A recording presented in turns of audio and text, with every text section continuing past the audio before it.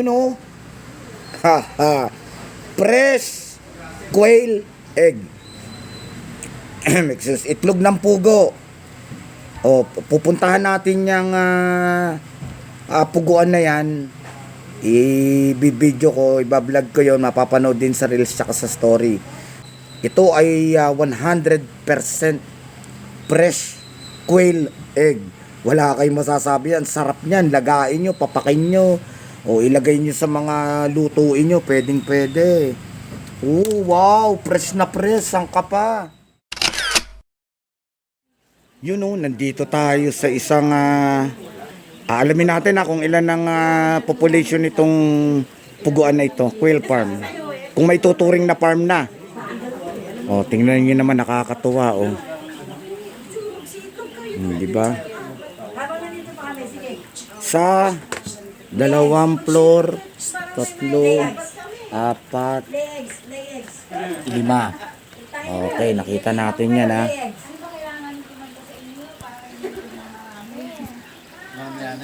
Puguan. Susubukan natin kung pwede natin interviewin yung may-ari nito. Okay, for short video lang to, putol-putol lang. You know, nandito tayo ngayon sa puguan ni brother. Maraming salamat sa kanya at magpapa-unlock siya ng interview. Matatawag natin itong sir, di ba pwede nating matawag to na kumikitang pangkabuhayan, di ba? Tama, sir. Oo. Tama, Brad. Puguan. Bali, 1, 2, 3, 4, 5, 6 na 5-decker. Bali lang ba ang population natin, sir, ng puguan natin? 6,000. O 6,000 yung pugo na ito. Sir, matatawag natin. Brother, matatawag natin itong kumikitang pangkabuhayan talaga, di ba? O, talagang kumikitang pangkabuhayan to, itong puguan na ito.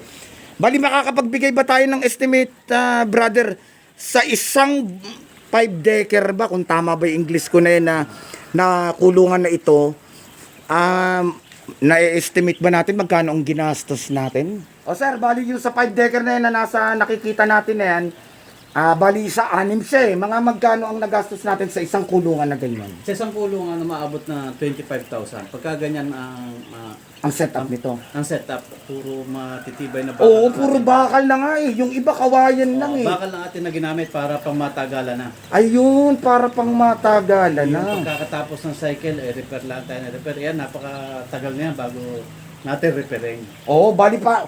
Kung tutusin at kung hindi ako nagkakamali, ang re-repairin lang natin dyan, yung screen lang na yan. Screen. At saka kung pagka di maglilinis lang tayo ng mga screen. Ayun, maglilinis lang no. Ayun, nakakatuwa tingnan yun. Dami pang itlog Para ng... sa next cycle, gumanda pa lalo ang ating kita at hindi agad tayo magre-repair ng malaki na sa ating mga kulungan. Ayun, okay. Marami pa tayo tatanong kay sir. Marami na kayong nakitang kulungan mga mahal ko. Pero usually kahoy o kawayan lang ito. Pero ito nakita nyo naman, bakal talaga yan.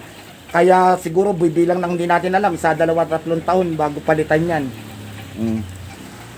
Ito, balik sa sisiw naman tayo, brother. Baka makakapagbigay ka ng presyo nung sisiw kung magkano ang kinuha mo nung time na inumpisan mo na tong negosyo na ito. Kinuha ko yan na ready to lay na, Brad. Ready to lay na, okay. Ready to lay na. Nagkakahalaga siya na 33 pesos per head. Ayun, maliwanag na narinig natin yan. 33 pesos per head. 33 pesos per piraso. Bali, kumbaga, pwede natin sabihin, itatimes natin siya ng 6,000.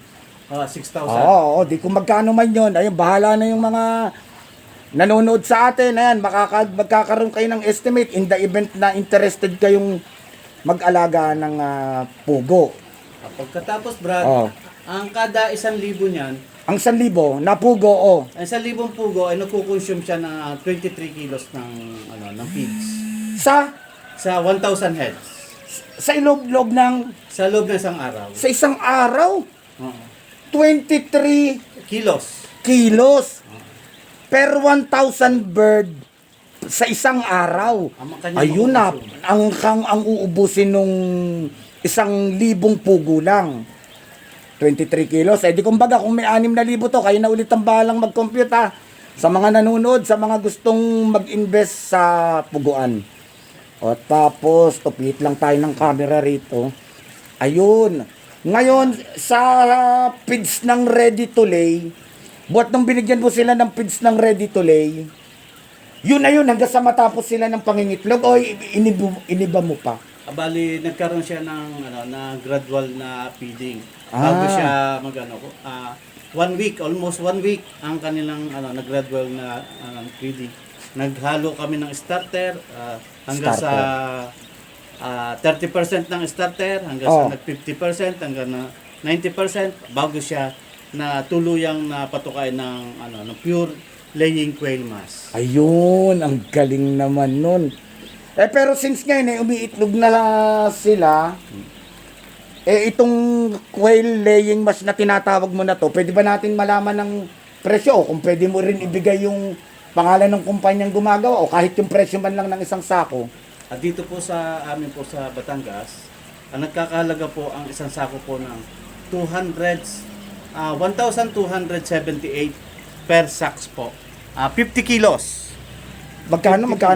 1,278 1,278 per 50 kilos. per 50 kilos. Ayun, per 50 kilos. O, ayan. Maliwanag din naman natin na narinig yan kay brother, ha.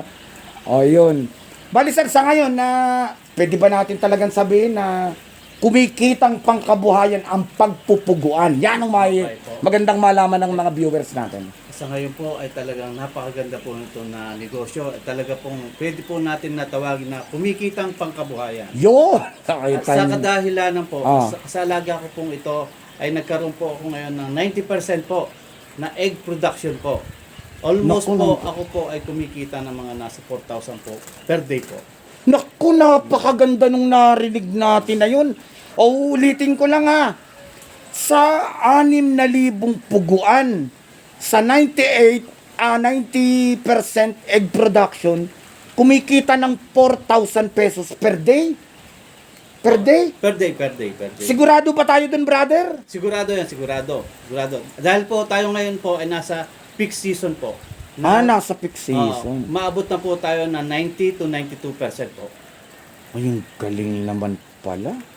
Naku, sobrang nakakatuwang malaman yun. Malamang maraming magka-interest dyan sa pagpupuguan. Pag ganyan pala kaganda ang kitaan. Bibidyo lang muna natin siya. Yung 5 hilera na double decker. Bago dun tayo sa second part ng interview natin. Ay, nakita nyo naman, oh. Ito yung unang 1,000. O, ito yung pangalawa. Yan, kita yan. Nakakatawa yung mga itlog. Ayun! Alamin din natin kung mga what time nag-harvest ng itlog.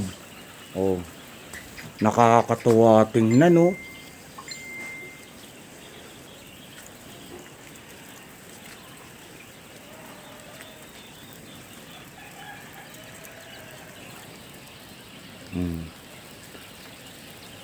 I-reels ko yung iba, i-story ko yung iba. Sa mga kamag-anak ko, kaibigan ko, kakilala ko na gustong bumili ng itlog, bibili ko nito. Ito, yung tinatawag na farm gate price yata yun. Ewan ko kung tama yung English ko. Yan, kitang-kita yan. Di ba, nakakatuwa. Kaya kayo, yung mga interested dyan sa pagnenegosyo, pag pinanood nyo ito ng buo, ayan, pwede nyo itong pag-isipan, magkaroon kayo ng feasibility studies. Hindi ito nangangailangan ng napakalaking lugar. Kumikitang pangkabuhayan talaga.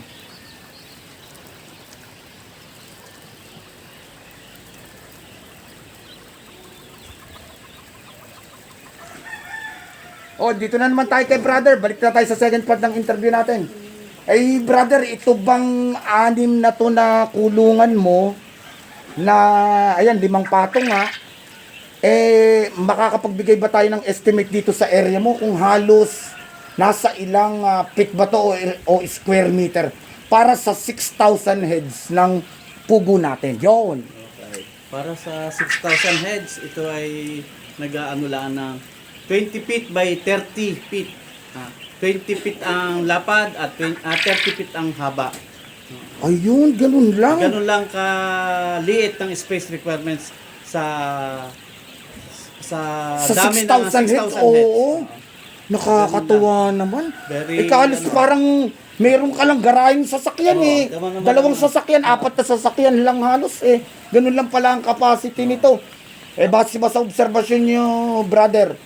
Saan ba medyo delikado ang pugo? Sa daga ba? Sa ipis ba? O sa pusa ba? O sa aso ba? Saan natin iingatan?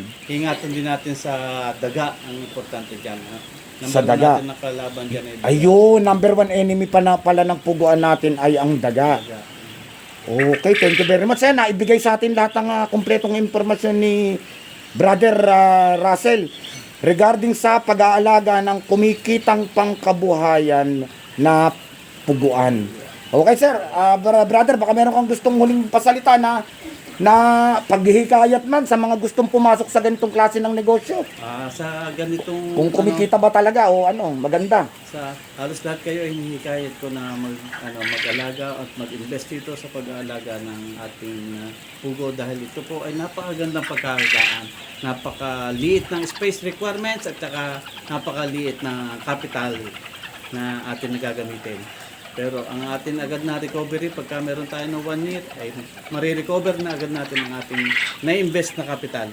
No, Yan lang po. kung Maraming napakaganda. salamat po. Okay, thank you very much din, brother, at sa pagpapaunlak ng interview. Puguan ni brother. Okay, thank you very much. Thanks for watching. Ayan, nakakatuwa. Itong isang hilera na ito ay 5 palapag yan. Ibang klase nga yung ginamit dito ni brother. Talagang bakal na ito. So hindi naman natin kung ilang buwan o taon nang itatagal nitong screen na to bago palitan. Pero kadalasan natin nakikita nito ay kawayan lang o kahoy. Halos wala ding langaw ito. Ilan lang yung nakita nating langaw. Nakakatuwa. Puguan.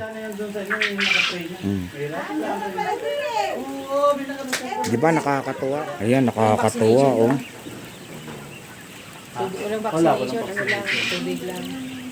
Adila sa capital nga lang talaga. Hindi siya may... Nakakatuwa, di ba? Nakita nyo naman no. Hindi katulad ng manok, ano.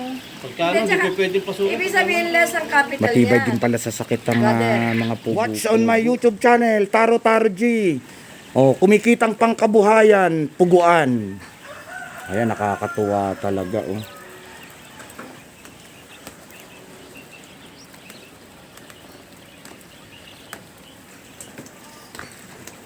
Naku, panoorin nyo ito. Mai-inspire kayo sa mga gustong mag-invest sa negosyo. Matutuwa kayo kapag pinanood nyo to. May inspire kayo na may puhunan kayo. Maliit na kapital, maliit na lugar, at madali alagaan na hayop na pwedeng pagkakitaan.